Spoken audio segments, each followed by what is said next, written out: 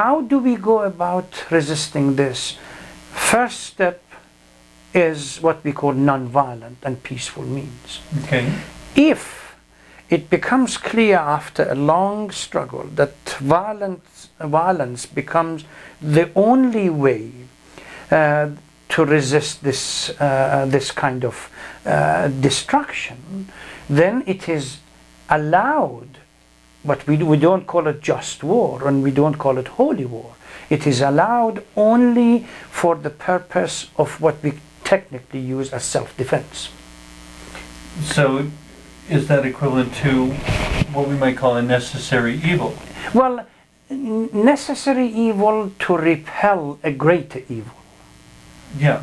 That's as far as it goes. It becomes a necessary evil, and the necessariness of it, the necessariness is because it's imposing a destabilizing, destructive force that has not been responsive to any other means. Exactly.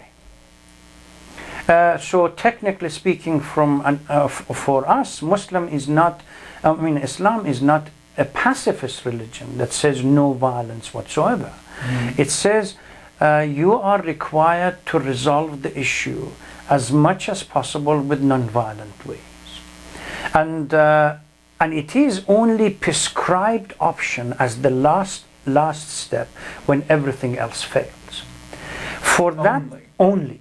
And for that to become prescribable, you need a collective mindset of community leaders, elders, religious scholars, and so on to come together and say that we have tried and all other options have been exhausted and they have failed to resolve the issue.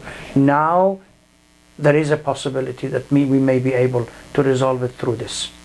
And it becomes a collective decision so that it is not a matter of an individual taking the law into their own hand and deciding on behalf of everyone else. Or an individual ego. Yes.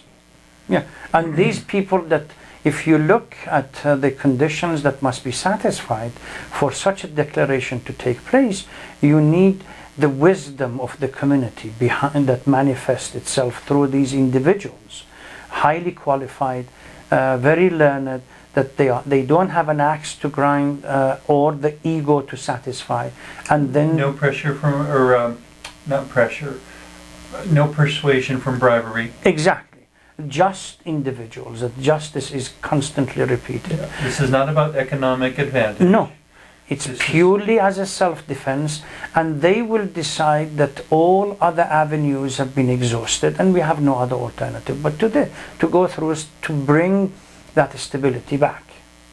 Which behind all of that, what's really being valued is life itself. Exactly. And even the amount of, if you look at the Islamic literature, the amount of violence, the degree of violence used must be limited to simply repelling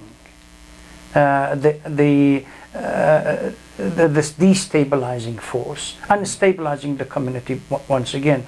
Once that has been achieved, you cannot go beyond it. So even it's not about annihilating the enemy. No, it's not about dropping, say, atomic bomb on a community, defenseless community that they have. In a few weeks ago, there was the anniversary of Hiroshima and Nagasaki, that they were searching for peace and termination of the war anyway. And you wanted to test your weapons. These kind of things are not allowed. So within that context, again, there are some restrictions and conditions to be fulfilled. Women cannot be attacked. Elderly people cannot be attacked. You cannot poison the environment. You cannot destroy crops. You cannot, so many steps. It's just... And all of this, as you're describing it, to me it sounds like the sorts of things that would keep us humane, Precisely. Even in an inhumane situation. Yes. You cannot lose your humanity at that particular time. Which is where I've always questioned the suspension of civil rights during wartime. And then that's a whole nother discussion and a long debate over whether things should be kept secret during wartime for strategic reasons. But again, that's another. But here, the concept of jihad itself means struggle. For example, one of the concepts that in Islam falls under this, even a mother during labor, that pain that she goes through, if she really goes through it with the full conviction that it's part of, submission to the command of God and bringing up worthy generation, that becomes a jihad. A student that struggles to learn and then become a scholar is a jihad.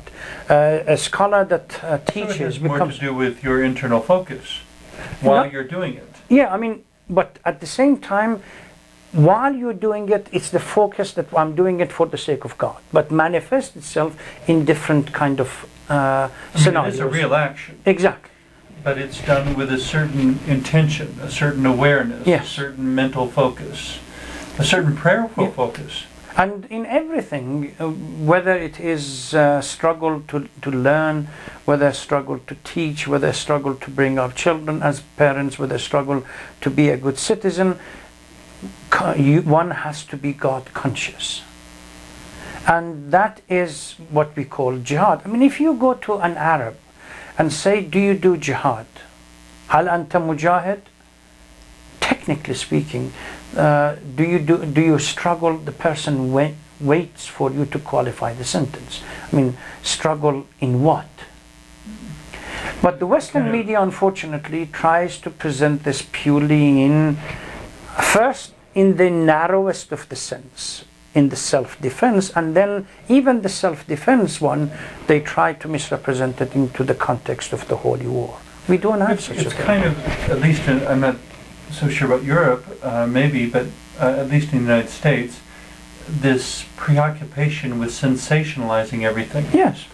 Everything doesn't have to be sensationalized. It is to our advantage, it is healthier to let things be what they are. But once you sensationalize it, you sell more and you have more audience. That's the reason. It's not facts, reality. It's how many people are going to read your newspaper, buy your newspaper, or listen to your TV. So this is why they try to make it. The more sensationalized, the better it is. Well, and that's where I think the general public needs to be as outraged at the manipulation of the media for monetary ends as they would be at a politician accepting a bribe. That's a different issue that hopefully we spend some time one day.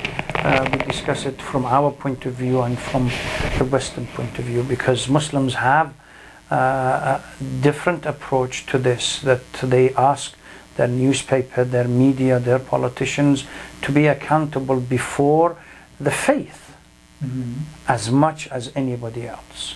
So you so cannot... there would be no disagreement with what I just said? No. And you cannot... When honor, dignity, wealth and life of individuals have to be protected. You cannot, for the sake of... if we expected that of our politicians and of our news media, there really wouldn't be any room for the sensationalism that obscures, yes, the reality that warps everyone's perception of others and of events. Exactly. Then the world will be a different place.